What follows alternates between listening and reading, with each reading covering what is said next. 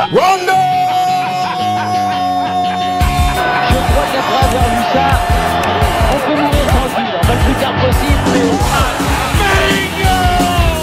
That basketball will never be the same! No! Rudy Gay! No! No! Bingo! Bonjour à tous, bienvenue pour ce deuxième épisode du TTFL Podcast, le podcast 100% TTFL. Aujourd'hui, avec nous avons un invité exceptionnel, on va pas le nier, le vainqueur de la saison régulière, ami de la team Narbonne. Thomas, bonsoir, merci d'être avec nous. Salut à tous, merci de m'avoir invité et ravi de pouvoir être avec vous ce soir. Représenter les champions, on est là, champions TTFL. Ouais, Ensuite c'est avec ça. nous, on a deux laborantins. Eric, bonsoir Eric. Salut à tous. Bonsoir Eric. Et donc du coup, le spécialiste des franchises est avec nous. Et on a aussi donc Corentin. Corentin, comment vas-tu ce soir? Écoute, ça va très bien. On voit le bout des 30 previews. La saison arrive. Impeccable. Ça sent bon. La fin de l'été arrive. Clair. Et donc on a également avec nous un consultant, vous le connaissez, les consultants SportDub, les anciens qui viennent nous prêter main forte ce soir, ça sera Isma. Comment vas-tu? Salut, bonjour à tous, ça va bien et toi? C'est très bien. Toujours un peu le stress, deuxième épisode, on va essayer de faire ça propre. Donc ce soir au menu, on en a parlé, on l'a tweeté, on aura donc un retour complet sur 2017-2018, tous les résultats TTFL, que ce soit les joueurs NBA ou les joueurs réels, les franchises, etc. On aura une preview rapide pour la fin de la partie courte, la preview rapide du deck numéro 1, et ensuite pour les auditeurs de la partie longue, il y aura donc l'interview de Thomas, représentant donc de la team Narbonne, champion de saison régulière l'année dernière. Et donc enfin, le coin des experts, on va analyser en profondeur ce deck numéro 1 et voir ce que ça donne. Et puis c'est quand même la TTFL qui commence. On est chaud patate, on espère que ça va vous plaire. Donc on est parti, et comme d'habitude, c'est l'heure de l'apéro. C'est l'heure de l'apéro! Retour sur 2017-2018. On va commencer avec un premier check sur tout l'historique des joueurs NBA. On va faire un petit top 5 par poste, si ça vous dit, monsieur. Donc, on va commencer, les gars. Vous, Isma et Eric, du coup, vous récupérez ça. On se fait donc un petit top 5 meneur, arrière, ailier fort et pivot. On vous écoute, les gars, du coup. Ouais. Donc du coup, grosse saison encore TTFL, hein, le 5 est juste magnifique. Top 5 meneur, honnêtement. Pas trop de surprises. Russell Westbrook, hein, 42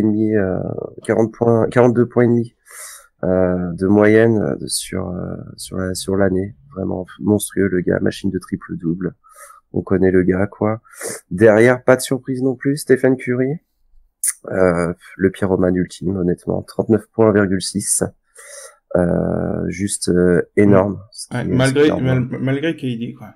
C'est quand même assez fou. Ouais, non, mais c'est ça, tu te dis quoi. C'est les mecs, c'est les Golden State Warriors, 5 All-Stars, 6 limite, quoi. Non, excusez-moi, je prends le lead, 39,6 points, hallucinant. Derrière, Damian Lillard, je suis obligé de le tacler, on parle de la saison régulière, on parle pas des playoffs. Franchement, 37,9 de moyenne, bon spot. Malgré McCollum, malgré Nurkic aussi, qui était pas mal aussi. Intéressant, l'année dernière. Yes. Et du coup, quatrième, Kyrie Irving, 34,2 points de moyenne, malgré sa blessure. Donc, s'il avait continué, c'était intéressant de le spotter. Et en dernier, du coup, Chris Paul, 32,2. Donc, c'est quand même tous des point gods quand même au niveau TTFL. On est sur l'élite, quoi. Ouais, non, franchement, là, il y a pas mieux, quoi. Vas-y, Eric, du coup, tu penses quoi, du coup, toi, au niveau des arrières, toi, tu les vois comment, toi? Ceux-là, ils étaient comment l'année dernière? Alors, les arrières, l'année dernière, sans surprise, on a James Harden, évidemment, qui nous sort quand même 45,2 points de moyenne. Saison énorme aussi, hein. Il y a pas vraiment eu de concurrence. Surtout quand on voit, le deuxième, Jimmy Butler, qui a beaucoup fait parler de lui. Excusez-moi. Je suis désolé. Je suis désolé, excusez-moi. Autant pour moi. Non, mais bon. Parler de Jimmy Butler avec 3 fans des Wolves, c'est un peu compliqué en ce moment. J'ai un peu du mal à en parler encore, mais bon, je pense que c'est clair que cette année, c'est plutôt mal parti pour rester à cette deuxième place. On va voir où il sera, s'il sera encore aux Wolves, s'il partira. C'est l'écart qui est fou, en fait. Parce que on a mis James Harden en 2, mais l'écart est assez fou, effectivement. Bah, il y a 9 points TTFL, puisque Jimmy Butler nous fait 36-2 de moyenne, quoi. Ensuite, troisième, on a Victor Oladipo, qui nous fait 33-4 de moyenne. La grosse révélation, il a explosé cette année. Et voilà, je pense qu'il peut clairement augmenter en plus, donc ça va être un bon spot. Quatrième, DeMar DeRozan, 32-9 de moyenne. Là, bon, on va voir cette saison. Avec les Spurs, l'adaptation, ça va avec les Spurs. Bah après, vu le nombre de blessés, je pense qu'il y aura forcément des points qu'il va récupérer. Ouais. Mais bon, c'est à voir. J'ai cru voir, là, avec tous les blessés, il commence à parler à le mettre en meneur. En meneur, ouais. C'est ça. C'est une sacrée expérience.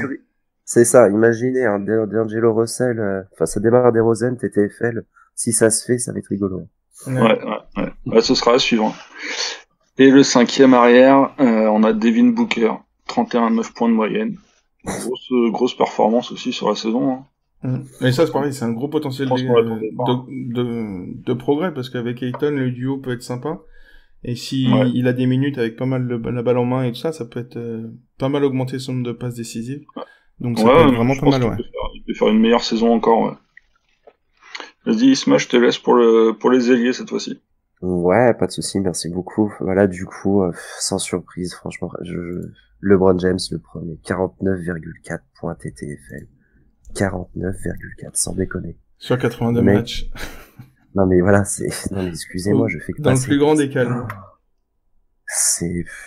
Franchement, c'est impressionnant, quoi. LeBron James, du coup, premier, suivi derrière par son frère, son grand ami, Kevin Durant, évidemment. 42,2 points TTFL de moyenne. Encore une fois, tout à l'heure, on a eu Curry, 39,6, Durant, 42,2. Voilà, Golden State, c'était quand même un bon spot. 2 à 40. Après, c'est difficile, c'est vrai que c'est souvent chacun son tour. Après, c'est ça que c'est un peu compliqué au niveau TTFL, c'est un peu compliqué, ouais. Mais c'est le niveau moyen, c'est juste énorme. Baby King en troisième position, Ben Simmons 32,7 points. Ça aussi c'est juste hallucinant, quoi. C'est une future machine de triple-double, je pense. Ouais, après on en a discuté en interne, mais c'est vrai que prendre le met en 3, c'est un peu compliqué. On aurait pu le mettre en meneur, on aurait pu le mettre en 2, en 4. Enfin bon, c'est un peu comme LeBron, quoi. On peut le mettre un peu partout. On a décidé de le mettre avec le grand frère, quoi. Limite, cette année, LeBron, on pourra le mettre en pivot, les gars, quoi. C'est quand même prodigieux. Ouais, c'est ça. Quatrième, Paul George, 30,3 points.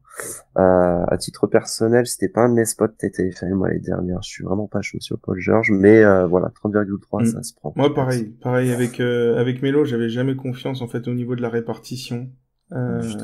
Et puis, il avait toujours les pires au niveau défense. Enfin, c'était vraiment le défenseur de l'équipe avec la blessure de Robertson. C'est vrai que c'était un peu compliqué. Moi aussi, j'ai pas trop confiance. Mais malgré une belle saison, on le voit, 32 de moyenne, c'est mais c'est vrai que c'était pas, voilà. J'induis personne en erreur. Comment, Eric?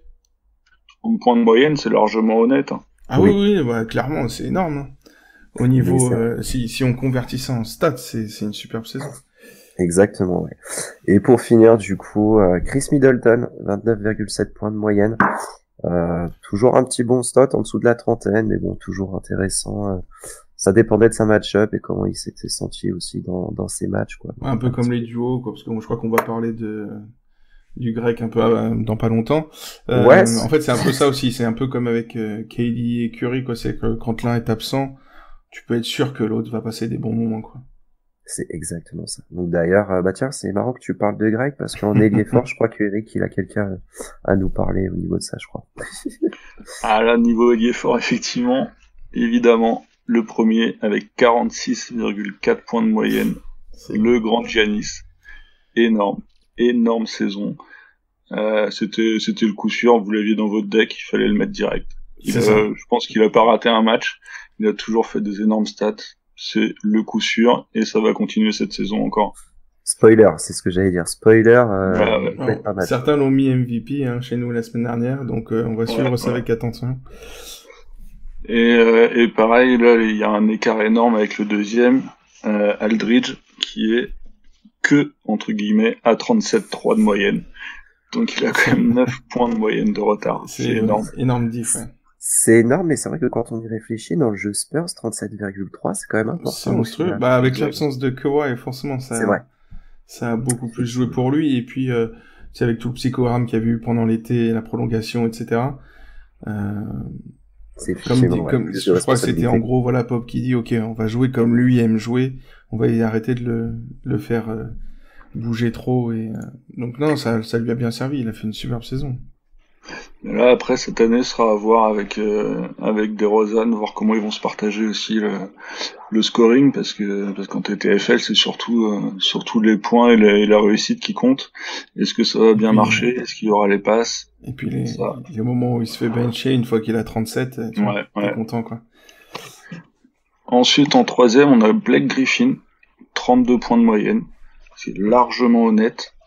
Il fait aussi une bonne saison, hein, mais bon, il est passé à travers quand même plusieurs fois aussi, hein. Il a fait plusieurs fois moins de 20 quand même. Après, il a fait des grosses soirées. Un peu yo-yo pour Blake, ouais. Après, en même temps, il y a l'adaptation avec une nouvelle équipe. Ouais, forcément, mais c'est pas forcément un safe pick tous les soirs, quoi. Toi, t'en penses quoi, Thomas, du coup? T'es plus Blake ou plus Drummond? T'aimes bien ce duo-là? Ouais, de manière générale, j'aime bien Blake Griffin. Après, pour ce qui est de la TTFL, je me porterais plus vers Drummond pour le coup, parce que voilà, en fonction des match-ups, il peut facilement gober 15-18 rebonds, il a des pourcentages corrects, même si le monsieur s'est mis à shooter à 3 points, donc ça fait un peu peur. Pardon. Mais sinon, mi bout à bout, on va attendre un petit peu, hein. C'est vrai qu'avec les 3 points, il fait peur. Ouais. Donc si déjà il met pas ses lancers, ok. Et c'est vrai que s'il met pas ses lancers et qu'en plus il brique à 3 points, il va falloir qu'on attende un petit peu avant de le pick cette année pour voir ce que ça donne. Exact. Et du coup, la suite, on était donc à Blake Griffin, après. Ensuite, quatrième, on a Kevin Love, avec superbe saison. 29,6 de moyenne. Belle saison aussi. Et cette année, ça peut être un pick plutôt pas mal à prendre, sachant que, évidemment, LeBron est parti, donc on va voir au niveau de la TTFL ce que ça va donner, mais moi je pense que ça peut être un bon spot. Ouais, on va peut-être retrouver vous êtes là pour en parler, mais le Love des loups, peut-être. Ce serait pas mal. Franchement, paraît-il que quelqu'un ici a annoncé le retour du Love des loups la semaine dernière en MIP. C'est ça. MIP. Mais franchement, oui, non, il va avoir énormément de shoot, quoi. Ouais, et puis déjà, tu vois, il fait 29,6 de moyenne la saison dernière avec LeBron à côté. Donc je pense souvent que il peut facilement passer au-dessus des 30-32. Souvent décalé en 5. Moi, je le vois même, mais chercher peut-être les 35, hein, 35 possible à avoir, ouais. Et du coup, en cinquième, on a Julius Randle, qui fait quand même 28,4 aussi de moyenne. Petite surprise, ouais, belle surprise de cette année de l'année dernière, ouais. Voilà, du coup, pour les ailiers forts, vas-y, Isma, tu peux continuer avec les pivots. Yes, donc les pivots, voilà, best pick TTFL, évidemment, Gorgui Dieng, hein, le fameux Gorgui Dieng. Non, Anthony Davis, évidemment, 49,4. Seulement. Pardon. Seulement, ouais, voilà, évidemment, j'ai envie de dire petit joueur, on en a parlé la semaine dernière. Donc on avait dit Anthony Davis, comme disait Isma, on en a parlé la semaine dernière avant que ça coupe. Du coup on avait Anthony Davis à 49,4 de moyenne, suivi de Damarcus, son copain. Du coup on avait mis Anthony Davis en pivot, puisque cette année il va jouer beaucoup en pivot, donc on a préféré le classer à cet endroit-là. Donc Damarcus, deuxième pivot, 42,8. On va voir déjà comment il revient cette année de la blessure. Ensuite en troisième on a donc Karl Anthony Towns qui a fait une superbe saison à plus de 40 de moyenne, suivi 2 points plus loin, 37,9 par Joel Embiid, et puis son équivalent de Denver, Nikola Jokic, cinquième à 36, mais pareil il y a quand même une grosse différence. Et du coup toi parmi tous ces pivots, toi Thomas, qu'est-ce que au-delà de Davis évidemment. Quel est celui que t'attends le plus là cette année ou qui te fait le plus kiffer quand tu l'habites toi? Celui que je préfère, c'est Jokic de loin. J'adore son style de jeu. Après, il a fait un début de saison un peu inquiétant, donc voilà, j'ai mis du temps à le piquer. Et sinon, on attend tous Karl Anthony Towns, le départ de Butler. Je pense qu'il devrait augmenter encore ses statistiques, pardon. Donc ça devrait être assez propre. Ouais, c'est ça. On l'attend tous. Hein. Le premier match, on va tous le regarder attentivement. Et du coup, on arrive sur les best picks, la course au best pick l'année dernière. Donc, on a eu égalité à la 4e place, un duo donc Karl Anthony Towns et LeBron avec 10 best picks chacun. Ensuite, avec 11 best picks, ce qui est assez peu en fait par rapport à la saison qu'il nous a fait. James Harden. 11 best picks. Ensuite, à 13 best picks, on avait Giannis. Donc, comme disait Eric tout à l'heure, c'était une saison assez impressionnante. Et puis, le maître des best picks, évidemment, il a loupé de peu la vingtaine avec 19 best picks. Anthony Davis. Donc, record à battre. Faudrait qu'on regarde après au niveau historique. On va vous pondre ça. Je pense qu'on va essayer de vous sortir ça au niveau historique, mais ça va être parmi les records, sans doute. Une vraie domination. Du coup, on va parler maintenant aussi du MVP. Évidemment, Anthony Davis, pour être plus en détail, donc c'était 49,4 points de moyenne, 19 best picks. On sait que on vient de sortir la TTFL History des Pels, donc on sait que c'est le recordman absolu avec son 106 qu'il avait sorti il y a quelques temps. Donc cette année 75 matchs, 49,4 de moyenne. Puis comme j'ai dit moi la semaine dernière, j'aimerais bien le voir entrer dans le top 10 all-time, peut-être de mensuel ou d'une saison. Sans DeMarcus, à mon avis, ça peut se faire. Du coup, il y a quelqu'un pour nous présenter la NBA First TTFL Team qu'on avait publié en fin de saison dernière. Écoute, c'est parti. Hein. Vas-y, Corentin, on t'écoute. Alors donc je rappelle vite fait le concept, c'est que toutes les semaines, vous pouvez retrouver aussi sur le TTFL Lab l'équipe de la semaine. Donc on regarde dans les joueurs qui ont joué dans la semaine, on vous fait un 5 majeur avec un 6e homme. Donc voilà. Et donc on avait reporté ça sur l'année, et donc ça nous donnait en base arrière un duo Russell Westbrook James Harden. Donc je vais pas vous répéter les moyennes, vous les avez vues plus tôt. Sur les ailes, un duo très très sale LeBron Giannis. Plus que ça, ouais. Et tout ça qui entoure la matrice, l'homme de la TTFL, Anthony Davis. Et parce que je pense qu'il n'y a pas assez de violence dans ce 5 majeur, on a Kevin Durant qui sort du banc en 6e homme. Ça va. Ça fait un bon petit 5, je pense que c'est pas mal. Remplaçant Kevin Durant, je pense que c'est propre. Là, tout le monde prend ça, c'est clair. Non, c'était la TTFL First Team, donc on va recommencer ça évidemment cette année comme t'as dit. Et donc pour info, du coup on sépare en fait entre juste en gros back courte, front courte et pivot. C'était les 3 postes en fait, pour essayer de délimiter ça. Disons qu'on reprend un peu le schéma comme du All-Star Game en fait. C'est ça exactement. Ok, et du coup on va peut-être passer au rookie. Rookie de l'année, tu veux soit Isma qui est revenu, soit Eric? Ouais, je vais pouvoir. Isma, c'est parfait. Je vais pouvoir reprendre. Excusez-moi, la communication que j'ai eue, c'est un peu entre Chiefs et 4 en ce moment, c'est compliqué là, c'est un petit peu compliqué. Donc voilà, donc le NBA Rookie First Team TTFL, on part sur du coup Ben Simmons, Donovan Mitchell. Voilà, monstrueux Donovan Mitchell, 25,9 points, grosse surprise. Enfin, pour moi, c'est même une des plus grosses surprises de l'année dernière. Clairement. Impressionnante, ouais, non, explosion énorme. Je le mets même devant un autre rookie d'ailleurs. Mais pour moi, voilà, grosse domination sur 79 matchs joués. Mon MIP pour l'année, moi j'en suis sûr. Ah ouais. TTFL, entendant, on est d'accord. Oui, MIP TTFL, je suis sûr qu'il va taper les 33, 34. Ah ouais, d'accord, sur du 8 points, quoi. Vu comment il avait commencé la saison dernière, tu sais, il avait pas eu Rudy et tout. Ouais. Franchement, je le vois faire du sale cette année. Ouais, j'avoue, ça peut être lourd. Après, voilà, en base arrière, après derrière, on a aussi, Jason Tatum, Kyle Kuzma, respectivement 21,8 et 21,7 points avec 81 matchs joués pour Tatum et 77 pour Kuzma. Impressionnant. Enfin, franchement, là, les rookies, plus on s'intéresse, plus c'est monstrueux, en fait, ce qu'ils envoient. Les gars, ils ont 19 ans, quoi, donc quasiment 20 ans. C'est ça que c'est particulier, du coup, avec en plus deux styles d'équipe totalement différents entre un contender et puis une équipe en reconstruction. Une saison qui se ressemble pas mal au final au niveau statistique TTFL. Après, ouais, c'est ça, voilà. D'un point de vue TTFL, ça se ressemble. Point de vue après explosion, à voir, voilà, parce qu'il y a eu les playoffs pour Tatum, la blessure de Hayward aussi qui a joué, malheureusement pour lui ou heureusement. Mais voilà, monstrueux. Et voilà, pour finir, du coup, le pivot, Lauri Markkanen, le pivot des Bulls. 68 matchs joués, 22,1 points TTFL. Voilà, pour un petit spot un dimanche soir en plein après-midi, un petit dimanche, là, c'est sympa à jouer de temps en temps. Tu parlais de surprise et de révélation. Au moment de la draft et quand on le voit arriver, c'est aussi une révélation parce que il a surpris du monde quand même. Totalement, enfin, je voyais ça, et puis c'était marrant, tu te dis, ouais, il va shooter à 3, des trucs comme ça, tu rigolais, quoi, tu te dis, puis d'un point de vue TTFL, tu te penches, tu te dis, pas mal, franchement, c'est mignon. Et du coup, en sixième homme, Collins, 21,3 points, 74 matchs joués. Le chouchou du patron.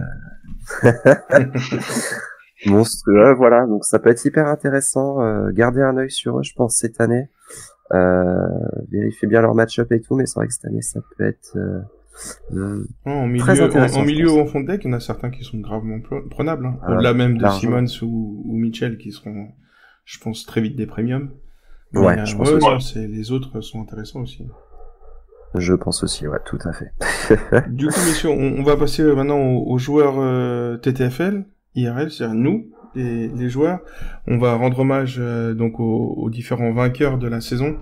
Le vainqueur de la saison régulière à la dernière journée, c'est quand même assez ouf quand même comme histoire. Donc c'est Papy Pap qui a gagné la saison dernière. Donc 6519 points, 38,8 de moyenne, c'est exceptionnel, c'est un truc de fou. Sachant qu'il était deuxième la veille avant le dernier pic, et c'était Hugo PSE qui perd la tête au dernier moment. C'est assez terrible quand même. Enfin, je veux dire, c'est bon. Et on a aussi donc Onliak qui passe lui deuxième. Donc pareil, il était à deux doigts de passer devant Papy Pap, mais il a pas réussi. Donc c'était donc on se retrouve avec un 5, donc Papy Pap, Onliak, Hugo PSE, Martic qui était donc 4e, et Uncle Root Jr. 5e qui complète voilà ce top 5, et ils sont tous au-dessus des 38 de moyenne, hein, largement. Après il y en a certains, on voit qu'il y a eu certains qui ont commencé un peu plus tard, donc qui ont des meilleures moyennes, mais qui sont au-dessus au niveau total de points.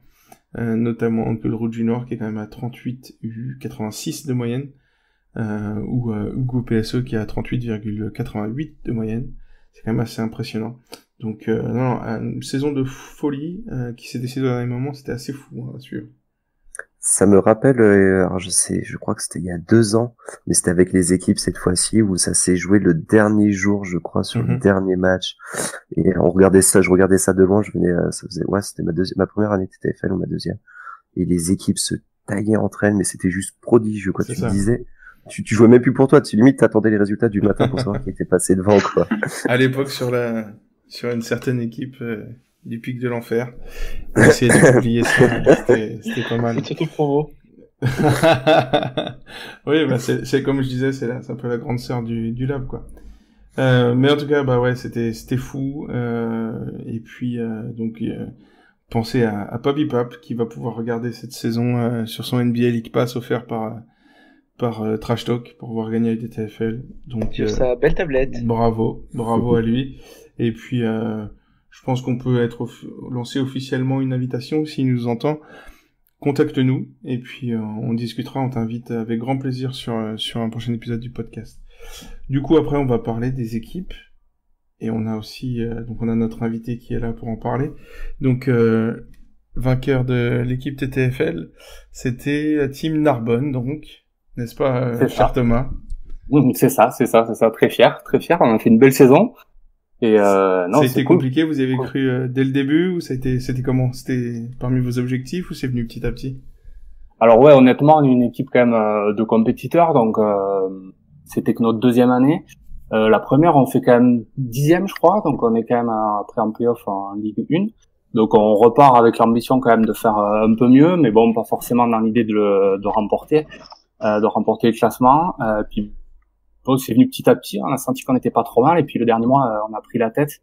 Et là, à partir de là, ça a été vraiment sérieux, et on a tout fait pour gagner. Clutch, quoi. Ouais, c'est ça. Et c'est vrai que donc il y a eu un superbe ping-pong entre vous. Donc après le deuxième, il y a eu donc Spin Move, l'équipe Spin Move, pareil, qui fait partie des anciens. Ensuite troisième, l'équipe Hoop Genius qui est montée sur le podium le dernier jour. Quatrième, l'équipe Knicks France, donc qui représente la franchise des Knicks. On en parlera un petit peu après avec Eric. C'est quand même la seule fois où ils ont réussi à dépasser des finales ou les mecs. Après, on avait donc l'équipe Fat Balls, qui est un peu plus nouvelle. Sixième, l'équipe Dynasty. Septième, les Green Seas, donc l'équipe qui représentait les Celtics.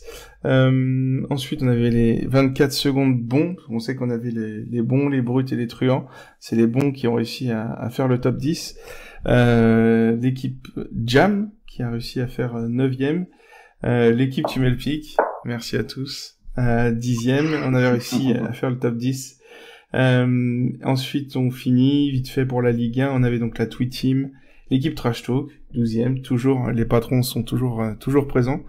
La AK TTFL, ensuite la Team Rush, 14e. On en parlera un peu plus sans doute quand arriveront les playoffs, puisque c'est quand même eux qui ont gagné les playoffs de la Ligue 1. Et ensuite, on termine cette Ligue 1 avec la Gérarderie, 15e, et la Team CL, 16e, qui a fait pareil un super rush en fin de saison régulière pour accrocher la Ligue 1. C'était une superbe saison. Il y a eu pas mal de changements. Et c'est vrai qu'après, par contre, il y avait quand même un gros écart avec ce petit trio ou quatuor devant. C'était ils sont restés longtemps tous les quatre devant, quoi.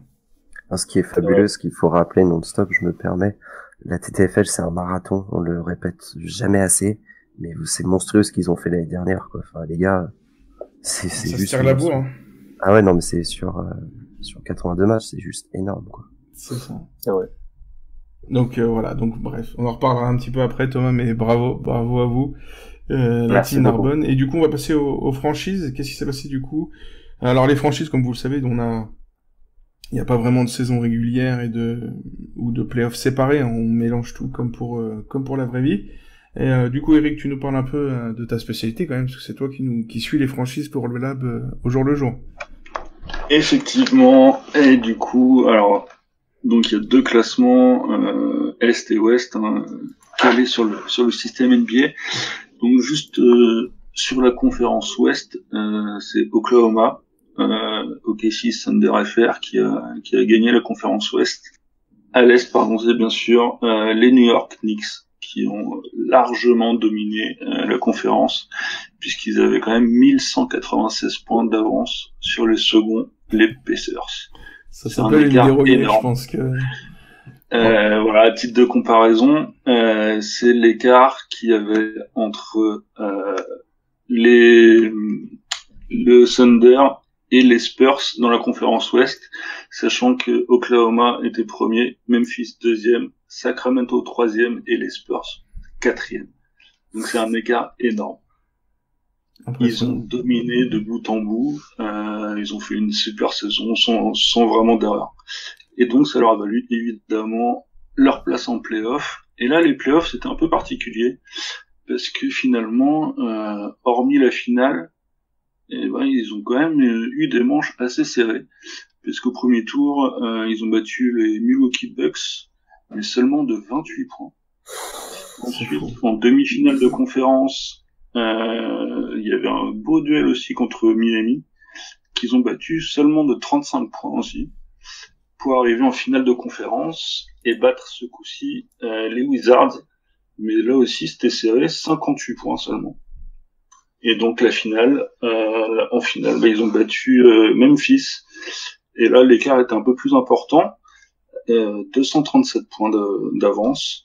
Donc on peut se dire que leur technique, je pense qu'ils ont quand même gardé les gros joueurs au fur et à mesure des playoffs. Ils ont pas tout oublié au début, ce qui a valu, je pense, des scores assez serrés. et du coup ils ont pu en profiter en finale. C'est la difficulté des playoffs de la TTFL, hein, clairement, c'est savoir gérer quand sortir tes gros, quand les garder, et pour passer mais pas trop, sans trop dépenser de bons spots. Tout en gérant en plus qui va se qualifier ou pas en vrai. C'est ça, je pense que là on peut faire un petit rappel parce que les playoffs, la règle est un peu différente de la saison régulière, c'est-à-dire que en saison régulière on peut pick un joueur et ensuite on peut plus pick pendant un mois. C'est ça. En playoffs, on ne pick un joueur qu'une seule fois sur toute la durée des playoffs. Voilà, pour les rookies, vous êtes pas prêts, on vous le dit. Là, c'est un autre jeu qui commence. C'est ça. Et imaginez juste que quand vous pensez que la série va se finir en 4 ou en 5, et qu'au final ça se finit en 7, et que l'équipe que vous pensiez qui allait gagner ne gagne pas, j'ai pas envie de dire Portland, non, mais j'ai pas envie de dire Portland, tu vois. Bah, mais, tu parles de Portland, ça s'est fini en 4, c'était vite fait. Ouais, non, mais voilà, c'est l'Avex ou alors Boston avec les Cavs, enfin, non, c'était cette année, l'année dernière, ce fut difficile, hein. C'est compliqué quand même. Ouais, les rookies, vous n'êtes pas prêts. C'est ça. Préparez-vous. L'an dernier, les finales de conf, ça avait été très très serré, très très compliqué pour la TTFL. Ah ouais. Avec les 2 en 7, où du coup, on a essayé de se garder jusqu'à dernière minute les pick premium de des 2 grosses équipes. Ouais. Non, c'était compliqué. C'était très compliqué. Donc, de toute façon, après, du coup, on peut l'annoncer également officiellement. On aura un invité des Knicks la semaine prochaine. Donc, pour succéder au champion de saison régulière, on aura le champion NBA. Donc, un représentant des Knicks viendra avec nous la semaine prochaine pour l'épisode 3. C'est validé. Ils nous ont donné leur accord. Donc, normalement, si tout se passe bien, on pourra en parler un peu plus la semaine prochaine. Ils nous raconteront leur superbe saison. Comme disait Eric, c'était aussi très impressionnant parce que c'était vraiment très peu d'erreurs. Une saison très stable, toujours dans le top, et non, c'était magnifique, on en parlera un peu la semaine prochaine. Puis voilà, c'est le fait qu'ils soient arrivés premiers dans les équipes NBA, et aussi là, au classement général, 4e, ça veut dire que c'est vraiment une énorme saison, quoi. Et j'en profite de parler des franchises pour saluer et remercier tout le boulot des comptes de franchises français. Effectivement. Que ce soit sur Twitter, sur les sites, sur n'importe quel média social. Ils font vraiment un travail énorme, et si vous pouvez aller les suivre, si vous voulez les infos sur votre franchise, ou même des franchises que vous n'aimez pas, peu importe, ils font un travail de dingue.